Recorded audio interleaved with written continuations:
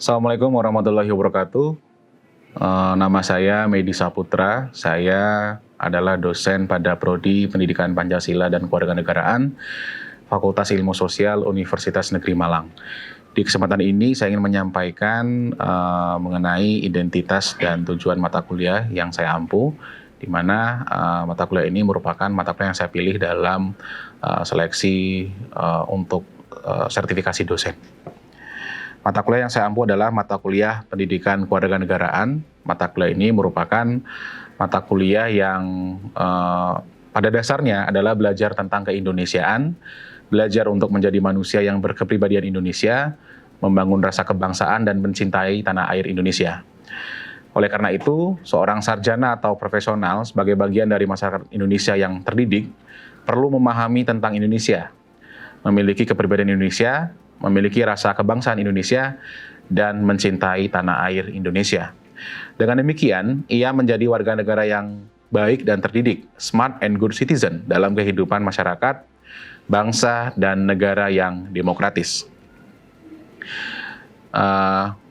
Mata kuliah Pendidikan Kewarganegaraan berfokus pada upaya memberikan pemahaman secara menyeluruh, peningkatan motivasi belajar, serta pengembangan keterampilan mahasiswa sebagai warga negara yang bangga dan cinta terhadap tanah air.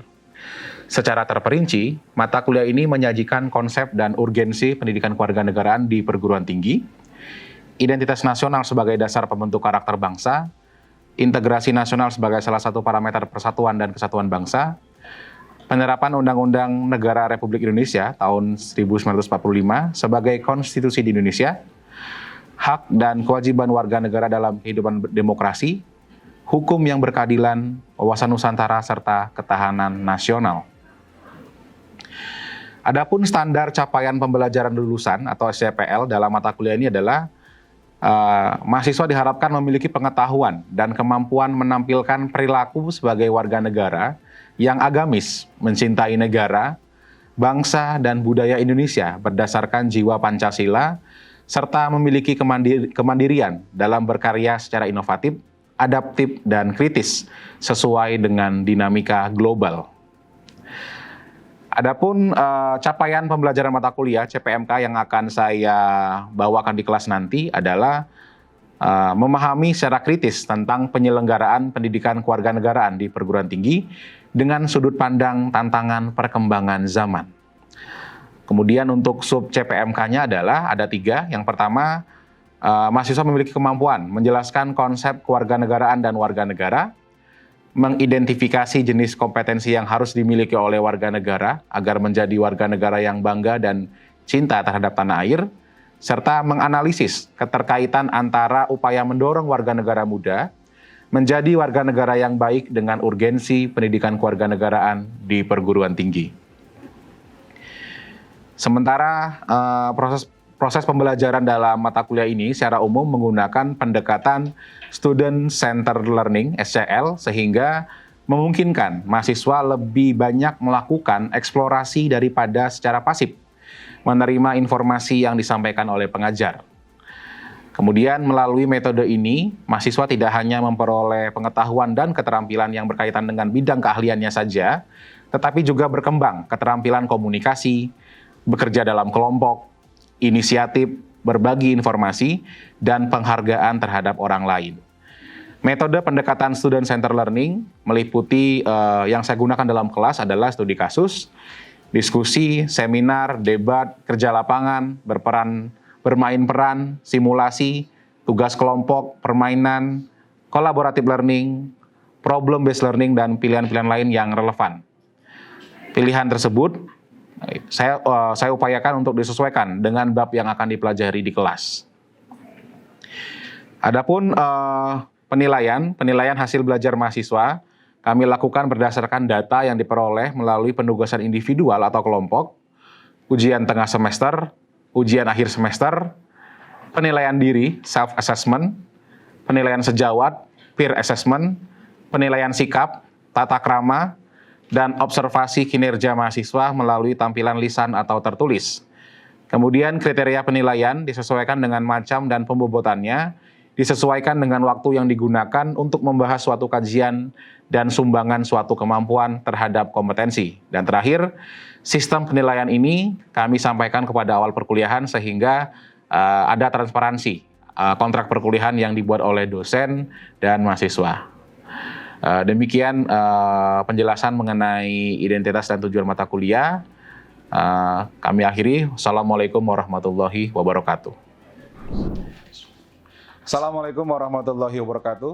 Waalaikumsalam warahmatullahi wabarakatuh. Selamat pagi semuanya teman-teman.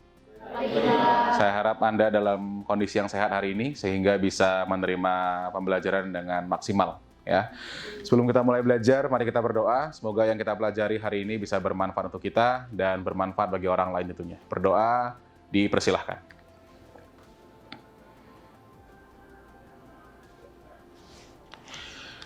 Berdoa selesai.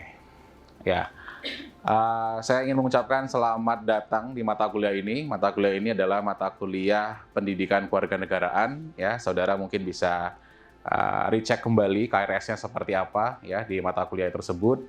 Saudara akan menempuh mata kuliah ini dari awal sampai akhir semester. Mata kuliah ini mempunyai kredit 2 SKS seperti itu. Ya. Dan mata kuliah ini adalah mata kuliah wajib yang harus diambil oleh seluruh mahasiswa, ya, baik dia studi dimanapun di Indonesia, mereka wajib mengambil mata kuliah ini, ya. Di samping ada PKN juga ada Pancasila, Agama, Bahasa Indonesia, dan mata kuliah yang lain seperti itu. Hari ini saya ingin memulai kuliah saya dengan sebuah potret, ya, gambar seorang sarjana yang menutupi mukanya dengan tanda tanya, ya.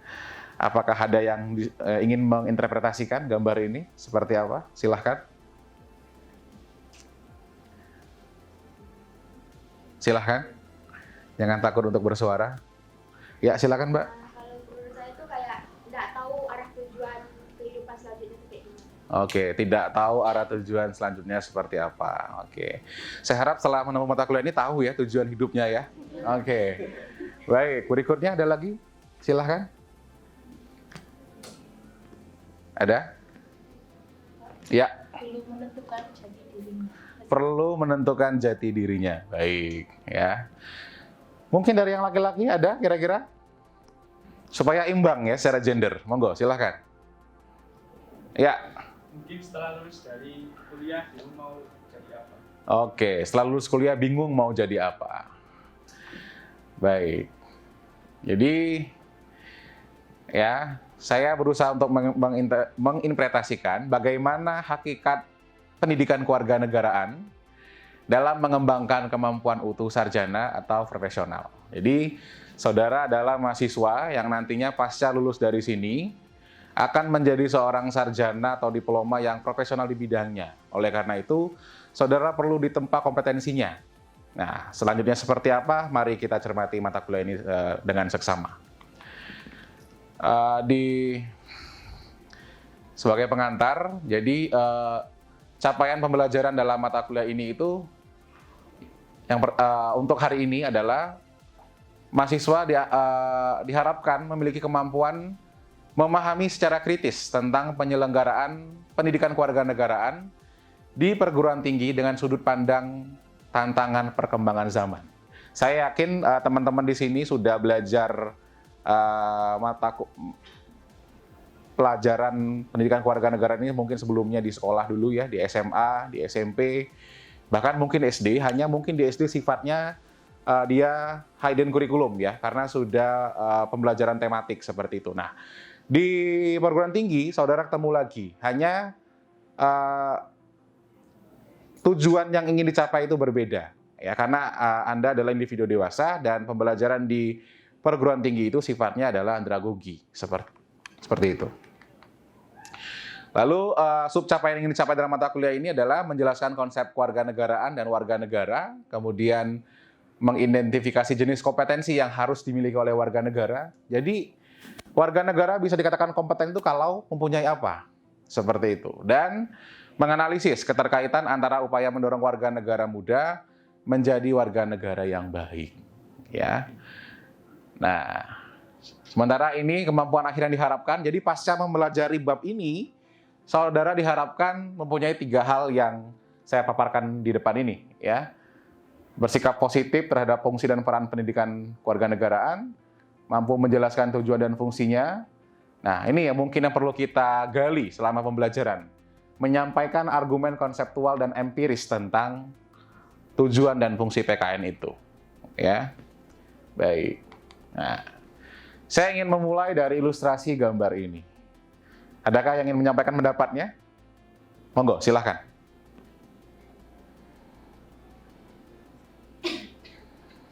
Oke, ada di sini penjelasannya, ada adat, etnik. Oh, kok menghilang ya? Oke, ada? Silahkan.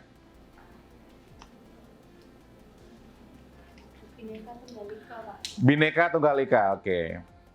Angkat tangannya ya, jangan bicara aja ya, biar saya tahu. Oh, ini gitu. Silahkan. Ada lagi? Ya, Mbak. Kalau menurut saya itu di dalam suatu negara ada kayak kebudayaan, terus ada religi sama ras, terus ada kelas-kelas gitu, terus di bawahnya lagi ada adat-adatnya. Oke, baik. Satu lagi mungkin dari laki-laki supaya imbang secara gender. Monggo.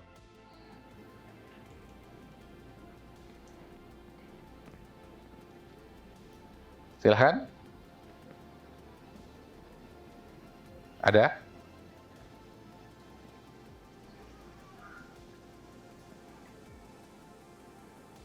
Baik, mungkin kalau belum ada, ya, ya silakan. Susunan negara, oke. Nah, mari kita bedah ya teman-teman. Indonesia itu dikenal sebagai negara yang multikultur, negara yang sangat beragam. Setidaknya ada dari 700 kelompok etnis dan semua agama besar, lebih dari 50 suku bangsa, dan 70.611 desa dengan hukum adat yang berbeda. Artinya, menjadi seorang Indonesia itu kita ditakdirkan untuk berbeda, beragam. Harusnya kita sudah tidak gagap ketika menghadapi sebuah perbedaan. Ya, tapi secara tidak sadar, ya, perbedaan ini tentu menjadi peluang juga tantangan bagi kita dalam bersatu dalam bingkai negara yang bineka tadi, kata teman-temannya, seperti itu. Ya. Oke. Nah, saudara mengenal peta ini sebagai peta apa? Indonesia. Sumber pucung di mana kira-kira? Oke, sumber pucung di sini ya. Oke. Di masa lalu, ya, orang mengenal peta ini dengan kata Nusantara, jauh sebelum kata Indonesia itu ditemukan. Bahkan ganti nama jadi Hindia Belanda. Dengan nama ini juga kita lolos ke Piala Dunia tahun 30. Jadi negara Asia pertama yang lolos itu ya Indonesia, tapi namanya masih Hindia Belanda. Ya. Nah, bahkan sampai detik ini juga beberapa orang di luar Indonesia itu hanya tidak mengenal Indonesia, tapi dia taunya Jakarta atau Bali. Boro-boro dia tahu Sumber Pucung, Tulungagung atau Kepanjen. Ya, seperti itu. Baik, dan di sini kalau kita melihat banyak sekali ya suku-suku yang berdiam di sini. Ya. Di Pulau Jawa saja, Anda mengenal suku apa saja di Pulau Jawa? Suku Madura. Ya, konon kabarnya mau punya provinsi sendiri itu ya. Oke. Terus? Suku Tengger, suku Jawa tentunya. Ada lagi? Osing di Timur Jawa. Sunda. Betawi, ya, banyak sekali. Ya, oke. Di sini juga ada suku Minang. Ya, di sini ada suku Dayak di sini. Nah, suku-suku inilah yang membentuk identitas Indonesia itu secara beragam seperti itu. Ini gambaran orang Indonesia seperti ini teman-teman. Ini dari etnis Sunda dan ini Jawa ya. Oke. Ya, perhatikan ada yang matanya sipit, rambutnya mekar, telinganya seperti ini. Ya, ini semakin panjang semakin cantik. Ya, oke. Saya lanjutkan lagi. Nah, ini beberapa contohnya. Anda perhatikan ya, rumah adat di Jawa, rumah adat di Sulawesi Selatan, Tongkonan. Ini kebanyakan di Kalimantan dan Sumatera, terutama Sumatera ya, rumah panggung. Dulunya ini untuk lumbung padi atau lumbung pertanian. Sekarang alih fungsi jadi garasi ya. Ini ada. Tapi tetap mobil yang besar ini untuk mengangkat hasil pertanian. Jadi Fortuner yang digunakan oleh orang-orang Jawa itu, yang biasanya kadang-kadang mereka arogan di jalan, itu kalau masuk di Kalimantan sama Sumatera, itu hanya untuk mengangkat, bukan padi ya, sawit, karet. Ya mungkin orang Sumatera udah biasa pakai Ferrari mungkin. Ya, seperti itu. Ferrari pintu 2, yang suka ngangkat ayam. Mobil, pickup. Ya, oke. Baik. Nah, ini ilustrasi bendera kita. Nah, seperti apa orang Indonesia itu pada umumnya? Kalau dengan baju adat seperti ini orang Indonesia yang berasal dari daerah mana kira-kira? Padang bisa, tapi lebih tepatnya dia dari Riau atau Kepulauan Riau. Ya, kalau ini? Iya, Dayak Kalimantan ya. Dan ini Jawa sekali ya. Apalagi ini sangat-sangat Jawa. Baik. Saudara sudah pernah pakai baju seperti inilah ya? Oke. Minimal waktu Hari Kartini. Ya, oke. Karnaval. Nah, menurut Undang-Undang Nomor 12 tahun 2006, ya, warga negara yang dimaksud warga negara itu adalah warga yang tinggal di suatu negara dan telah ditetapkan berdasarkan peraturan perundang-undangan. Ya, jadi kita itu dinyatakan sah. Ya, kalau sekarang itu kalau kita punya KTP seperti itu. Ya. Nah, banyaknya atau beragamnya suku dan etnik di Indonesia secara tidak langsung menimbulkan tantangan kebangsaan tersendiri bagi kita. Ya, setidaknya ada, saya menjelaskannya dalam 2 hal, tantangan internal dan eksternal. Yang di internal adalah yang pertama pemahaman agama yang sempit. Ini yang kadang-kadang menjadi batu sandungan kita untuk berintegrasi satu sama lain. Kemudian fanatisme daerah. Ya, bagaimana orang menganggap daerahnya itu lebih baik dibandingkan daerah yang lain seperti itu. Pengabaian terhadap keberagaman itu sendiri, kemudian lunturnya teladan pemimpin bangsa, dan terakhir adalah lemahnya penegakan hukum. Kalau ini tantangan internal, lalu bagaimana eksternalnya? Ini eksternalnya. Ya, yang pertama adalah pengaruh globalisasi kehidupan yang semakin meluas dan persaingan antar bangsa semakin tajam. Ya, zaman dulu orang kalau mau beli jilbab bisa langsung ke toko jilbab. Sekarang tinggal duduk di rumah saja sambil mendengar suara paket seperti itu. Ya, itu bukti nyata kalau globalisasi itu sudah sampai ke desa-desa, ya, ke gang-gang sempit seperti itu. Dan kedua, makin kuatnya intensitas intervensi kekuatan global dalam perumusan kebijakan nasional. Misalnya ketika Gojek dulu muncul, ya, Anda sempat melihat banyak bersinggungan dengan ojek pangkalan. Nah, sampai akhirnya kementerian harus turun tangan mengatur ojek online seperti itu, ya. Oke. Nah, dengan melihat tantangan internal dan eksternal ini, ya, pendekatan yang paling ampuh agar warga negara mampu menghadapi tantangan kebangsaan adalah lewat jalur pendidikan. Salah satunya adalah pendidikan warga negaraan, seperti itu. Mengapa harus PKN? Karena setiap generasi baru itu harus diberikan pengetahuan, sikap, atau keterampilan. Ya, kalau tidak, dia akan menjadi beban negara. Ya, nah ini ilustrasi kita belajar PKN hari ini. Ya, saudara sedang belajar di sini nih, sedang diasah pengetahuan, sikap, dan keahliannya. Mungkin saudara akan dapatkan keahlian dan pengetahuannya dari mata kuliah prodi yang sifatnya adalah untuk keilmuan. Nah, tapi di mata kuliah umum ini dia berusaha untuk menempah bagaimana kepribadian saudara itu sendiri, ya, attitude salah satunya. Apakah PKN itu hanya ada di Indonesia? Oh, tidak, ya. Di Amerika dikenal dengan nama civic education. Di Amerika. Sementara kalau di Timur Tengah itu Ta'limatul Muwatanah, Tarbiyatul Watonia, pendidikan kebangsaan. Di Australia dikenal dengan nama social studies. Ya, kalau di Rusia, bukan, oke. Obses Povedini. Jadi setiap bangsa itu dia mempunyai PR untuk mencerdaskan warga negaranya masing-masing. Ya, supaya apa? Ada yang bisa memberikan pandangannya kira-kira? Kenapa warga negara itu harus diedukasi, dididik kira-kira? Biar menjadi, ya, agar menjadi warga negara yang pintar dan baik. Agar menjadi warga negara yang pintar dan baik. Bagus sekali. Ada lagi kira-kira? Ya, Mbak? Agar negaranya tidak tertutup. Agar negaranya tidak terpecah belah. Karena warga negara itu salah satu komponen dari terbentuknya negara. Oke, karena warga negara adalah salah satu komponen terbentuknya negara. Jawabannya adalah oke. Setiap warga negara yang berkompeten itu untuk modal pembangunan suatu negara. Kalau kita menciptakan warga negara yang tidak kompeten, itu justru akan jadi beban pembangunan. Bagaimana kita bisa membangun Indonesia Emas 2045? Maka saya tulis Indonesia Emas 2045. Kamu yakin? Saat ini mungkin tidak. Ya, seperti itu. Aduh, ini kok mati. Dan ini riset dari Archipelago Ekonomi.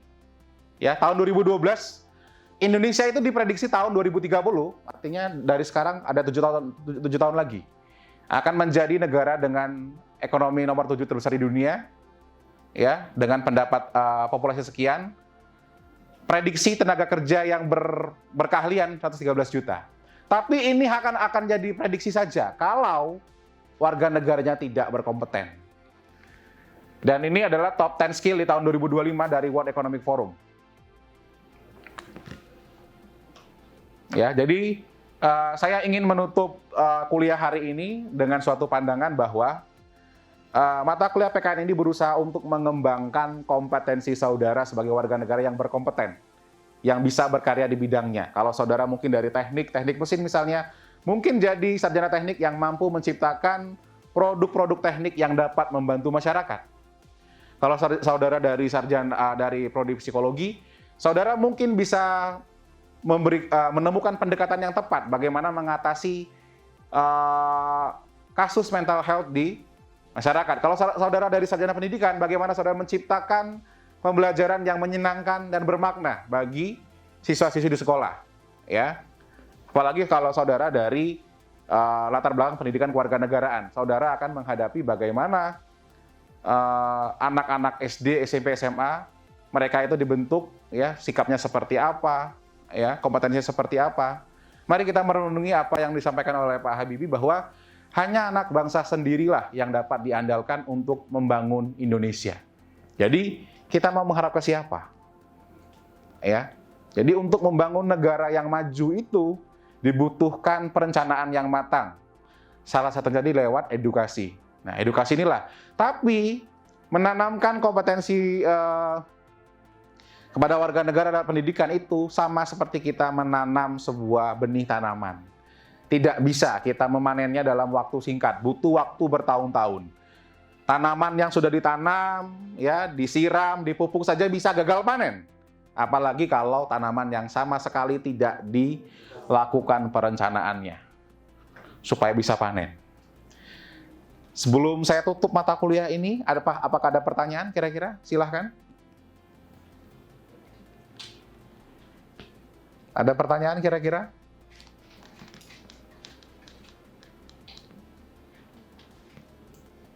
Ada pertanyaan? Ya, silakan Mas.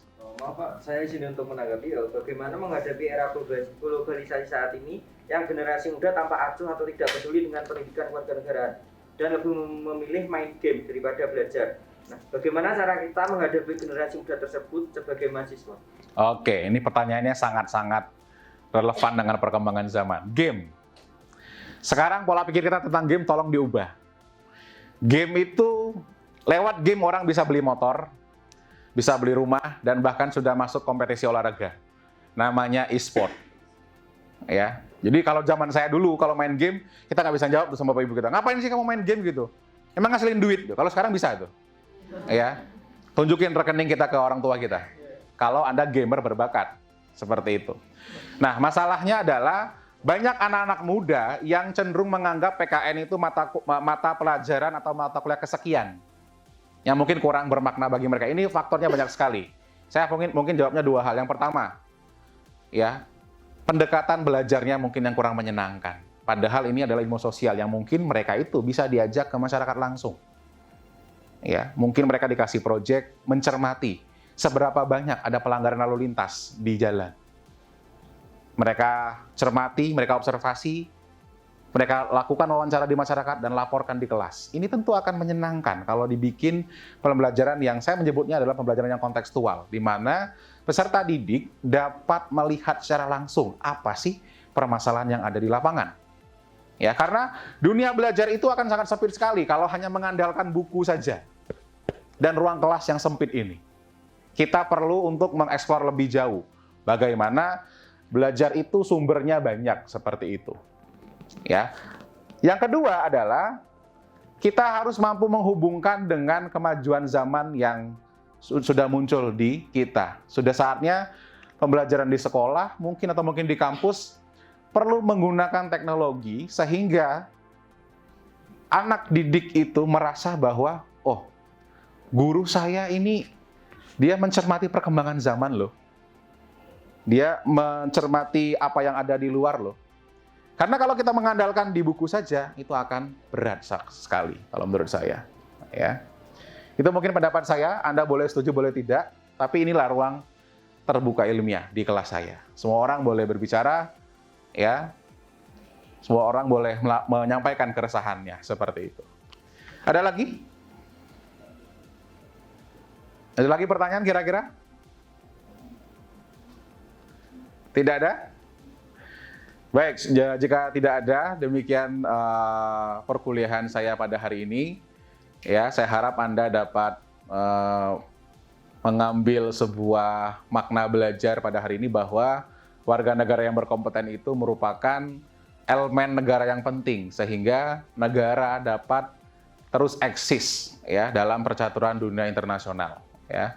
Sebelum kita di kelas pada hari ini ya, mari kita berdoa semoga apa yang kita pelajari hari ini bisa bermanfaat untuk kita dan bermanfaat bagi orang lain tentunya. Berdoa dipersilahkan. Berdoa selesai, sampai jumpa minggu depan teman-teman. Ya, untuk penugasan mata kuliah sudah saya sampaikan di sepejar teman-teman ya. Sampaikan salam saya pada orang tua Anda di rumah. Saya akhiri, assalamualaikum warahmatullahi wabarakatuh. Waalaikumsalam.